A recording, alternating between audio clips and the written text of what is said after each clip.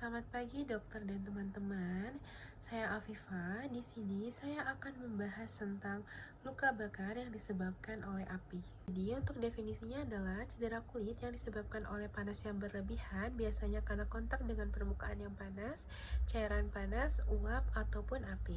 Untuk etiologinya sendiri terjadi karena adanya paparan langsung terhadap sumber api terbuka seperti kebakaran atau ledakan, dan penyebab terseringnya meliputi kebakaran rumah, kecelakaan industri, dan pakaian yang terbakar atau clothing ignition. Tingkat keparahan luka dipengaruhi oleh suhu api, durasi paparan, serta jenis bahan yang terbakar. Laksana dari luka bakar sendiri dilakukan secara sistematis menggunakan pendekatan dari IMSB yang terdiri dari primary survey, lalu dilanjutkan dengan FATT dan secondary survey. Pendekatan ini bertujuan untuk menangani dari kondisi yang mengancam jiwa terlebih dahulu sebelum evaluasi lebih lanjut. Yang pertama adalah airway maintenance dan juga kontrol cervical. Pada tahap airway ini, hal utama adalah memastikan jalan nafasnya tetap paten. Penilaian awal dapat dilakukan dengan melihat apakah pasien bisa berbicara, dan jika napasnya tidak paten, dilakukan pembersihan jalan napas melalui manuver chin lift atau jaw thrust. Lalu pada pasien dengan luka bakar, kita harus sangat waspada terhadap inhalation injury. Lalu hindari juga hiperfleksi atau hiperekstensi dari leher. Stabilisasi dari cervical, gunakan airway agents bila diperlukan seperti OPA atau NPA, dan untuk indikasi dari intubasi dini apabila terdapat obstruksi yang progresif dan juga trauma inhalasi.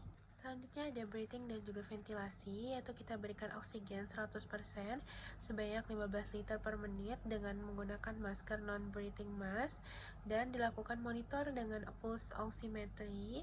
Lalu dilakukan evaluasi dari inspeksi, palpasi dan juga auskultasi dengan menggunakan metode look, feel, dan listen. Kita menilai dari frekuensi napas, kedalaman, simetris dada, dan apabila terdapat curiga pneumotoraks dan juga hemotoraks.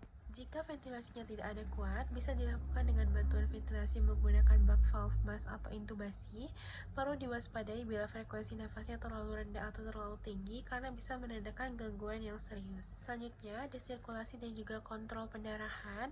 Pada tahap ini, fokus utamanya adalah untuk mengidentifikasi dan mengontrol dari pendarahannya. Pendarahan eksternal bisa dikendalikan dengan penekanan langsung atau tourniquet. Selain itu, kita juga bisa mempertimbangkan kemungkinan adanya pendarahan internal. Penilaiannya bisa dilakukan dengan melihat nadi, capillary refill time, dan juga dari suhu kulitnya.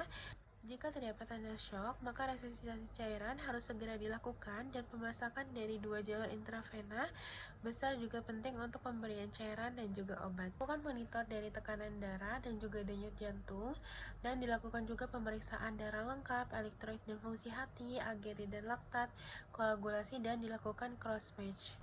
Selanjutnya ada disability, yaitu dilakukan pemeriksaan neurologis menggunakan AFPU, Alert Verbal Pain dan Unresponsive, lalu dilakukan pemeriksaan pupil dan menilai dari respon cahaya. Apabila terdapat penilaian kesadaran, bisa disebabkan karena adanya hipoksemia, keracunan dari CO dan juga cyanida, lalu ada trauma, obat atau alkohol, dan evaluasi lebih lanjut terkait dengan GCS-nya. Ini ada exposure dan juga kontrol dari lingkungan, dilakukan dengan melepas semua pakaian dan juga benda asing yang ada di dalam tubuh pasien. Lalu lakukan pemeriksaan seluruh tubuh, dan bisa juga dilakukan teknik rock roll untuk melihat dari bagian posteriornya. Lalu tutup luka dengan penutup bersih. Lalu cegah dari hipotermia dengan menghangatkan pasien.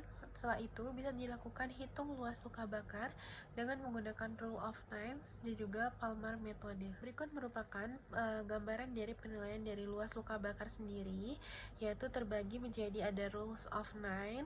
Lalu selanjutnya ada penilaian menggunakan telapak tangan, dan juga untuk anak-anak bisa menggunakan pediatric rules of nine yang disesuaikan dengan usia dari anak-anak. Setelah dari primary survey dan sebelum masuk ke secondary survey, dilakukan pemeriksaan FATT atau fluids analgesia test dan juga tube, adalah untuk stabilisasi dari pasien, evaluasi dari lanjutan, dan monitoring dari kondisi pasien.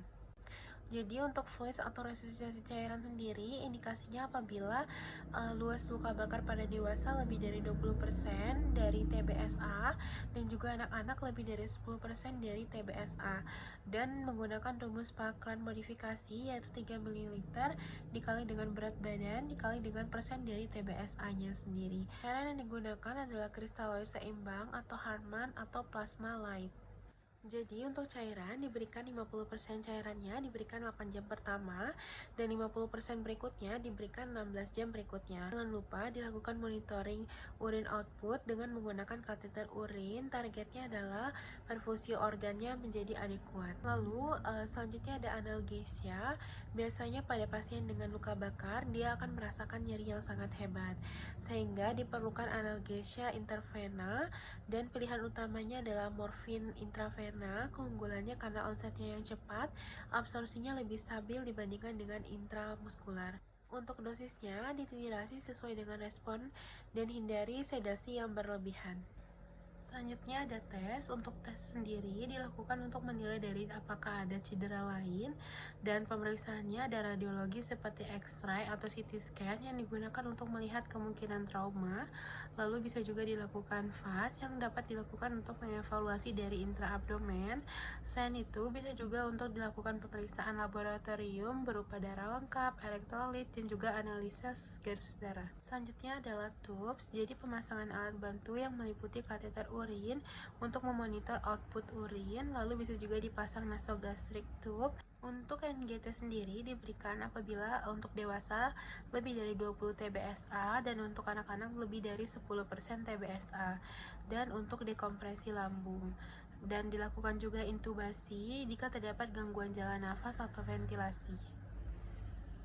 Untuk NGT sendiri diberikan apabila untuk dewasa lebih dari 20 TBSA dan untuk anak-anak lebih dari 10% TBSA, dan untuk dekompresi lambung. Dan dilakukan juga intubasi jika terdapat gangguan jalan nafas atau ventilasi. Lalu ada juga evaluasi awal atau first aid, cek apakah sudah dilakukan pendinginan luka dengan air mengalir 20 menit.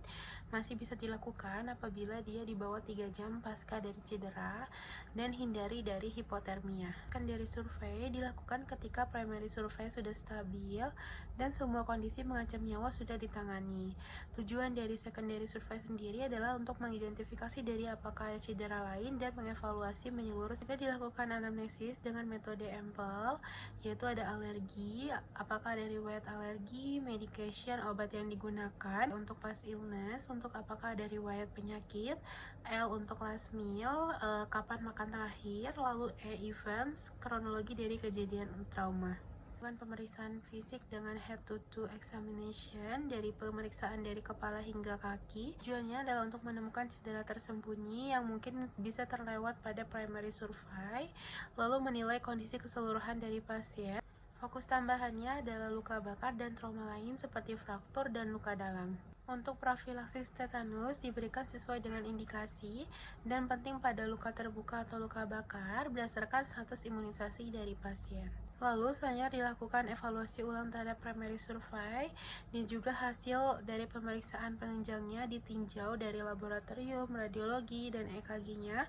Pastikan tidak ada kondisi yang terlewat.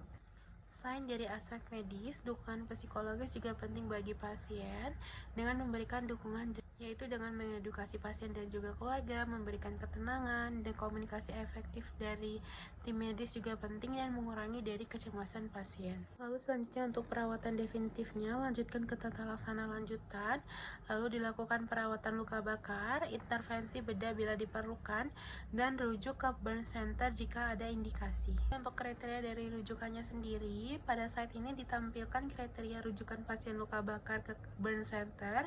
Kriteria ini dibagi menjadi beberapa aspek, yaitu dari ukuran luka, kondisi pasiennya, area dari atau lokasi dari luka yang terkena, dan juga mekanisme cedera. Dari segi ukuran, luka bakar lebih dari 10 TBSA pada dewasa atau lebih dari 5% pada anak-anak sudah menjadi indikasi rujukan. Selain itu, untuk luka bakar full thickness lebih dari 5% juga perlu dirujuk karena biasanya membutuhkan tindakan bedah seperti skin graft. Dari segi lokasi, pada lokasi wajah, tangan, kaki, perineum atau sendi besar sangat penting karena berkaitan dengan fungsi dan juga kosmetik sehingga perlu penanganan yang khusus. Selain itu, luka bakar sirkumferensial pada ekstremitas atau dada juga berbahaya karena bisa menyebabkan gangguan perfusi atau ventilasi. Dari segi kondisi pasien, adanya penyakit penyerta seperti kehamilan atau usia ekstrim seperti anak-anak dan lansia juga meningkatkan resiko dari komplikasi sehingga perlu penanganan di pusat luka bakar. Dari segi mekanisme, untuk luka bakar akibat kimia, listrik, dan trauma mayor maupun inhalation injury juga merupakan indikasi dari rujukan.